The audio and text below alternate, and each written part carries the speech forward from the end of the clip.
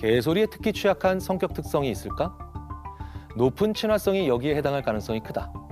친화성이 높은 사람은 현상에 순응하는 방향으로 기울고 사회적 규범을 위반하지 않고 다른 사람들을 자극해 마음에 상처를 주는 일을 피하고 사회적 기대에 맞추어 행동하는 경향을 보인다. 대체로 모든 사람에게서 긍정적인 면을 찾으려고 애쓰면서 장밋빛 관점으로 다른 사람을 본다. 정의상 친화적인 사람은 아니요 라고 말하는 것을 힘들어한다. 보통 우리는 들은 내용을 사실이라고 가정하는 경향이 있습니다.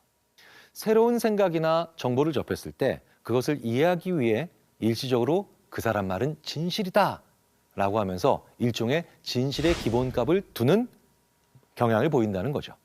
일단 믿고 보는 거죠. 이러한 경향을 심리학에선 진실 기본값 이론 혹은 진실 기본값이라 부릅니다. 일단 그 사람과 우호적으로 대화하려면 참이다 혹은 진실이다 라고 전제를 해야 대화가 지속될 수 있지 않습니까? 그러면 그 사람과의 대화를 지속하려는 나의 경향이 뭘까요? 나의 우호적인 측면, 즉 따뜻한 측면이겠죠. 기본적으로 우리는 착하다는 거예요. 그러니까 우리가 가지고 있는 아주 큰 장점이 오히려 우리를 개소리에 취약하게 만들 수 있다는 겁니다. 하지만 대부분은 타인의 말을 처음에 진실이라 가정해도 의심과 걱정이 점점 커져서 해명이 되지 않을 땐 믿는 걸 멈춥니다. 하지만 이 친화성이 지나치게 높은 사람은 그러는 게 쉽지 않다는 겁니다. 그래서 개소리에 결과적으로 더 취약하게 되는 거죠. 기분은 타인의 개소리를 믿거나 믿지 않을 가능성을 얼마나 좌우할까? 사람들은 정보에 대한 감정적 반응에 근거해 정보의 정확성을 평가하는 경향을 보인다. 또한 사람들은 결정의 결과에 대한 감정적 반응을 근거로 결정이 옳은지 틀린지 인식하는 경향이 있다.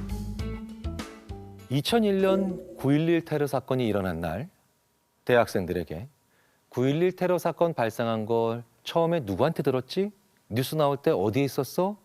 그때 옆에 누구랑 있었나? 라며 육하 원칙에 근거해서 이런저런 질문을 심리학자들이 했죠. 그리고 6개월 뒤에 9.11 테러 사건이 일어난 날에 물어봤던 같은 질문을 다시 합니다. 놀랍게도 절반 가까운 답들이 불일치합니다. 뭐 반년이 지난 뒤 물어봤으니까 기억이 틀릴 법도 하겠죠. 그런데 여기서 놀라운 건 학생들 대부분이 자기 기억이 100% 맞다고 우기기 시작하고요. 심지어는 보여줘도 인정을 하지 않는 경우도 있습니다. 왜 그러는 걸까요? 학생들의 주장은 9.11 테러 사건이 너무 충격적인 사건이었기 때문에 그 당시에 있었던 모든 일의 기억들이 생생하다는 거예요. 인간은 자신의 기억이나 자기의 판단이 맞는다라고 판단할 수 있는 근거로 생생함을 사용합니다. 즉, 생생한 기억은 맞고 정확하다라고 판단한다는 거예요.